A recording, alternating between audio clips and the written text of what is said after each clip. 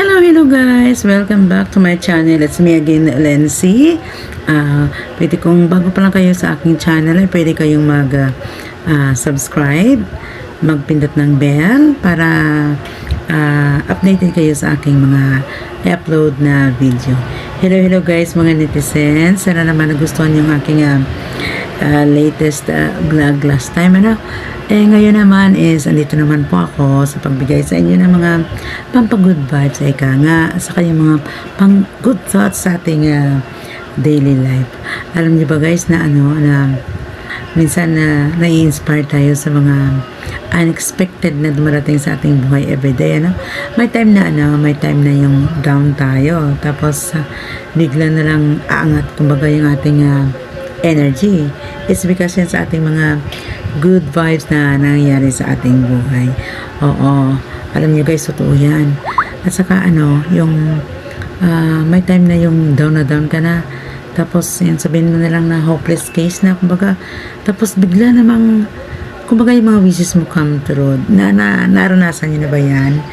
O niyo na experience niyo na? O kung na-experience niyo na yan, pwede kayong mag-comments dyan sa aking comment section, para naman magiging close tayo sa aking mga viewers yan, aking mga masugid na nanonood ng aking vlog, ng aking live. Gusto ko rin na makilala din kayo at saka makashare kayo ng inyong mga happening sa buhay, mga experiences, mga ganon. Oo. Tapos ayun na nga, yung sinasabi ko na nga, may mga positive vibes. Kung may negative vibes, mayroon naman na negative vibes. Kasi to my experience now, last time kasi parang feeling ko down na ako talaga. Tapos yung nag-wish ako na sana matupad ang wish ko.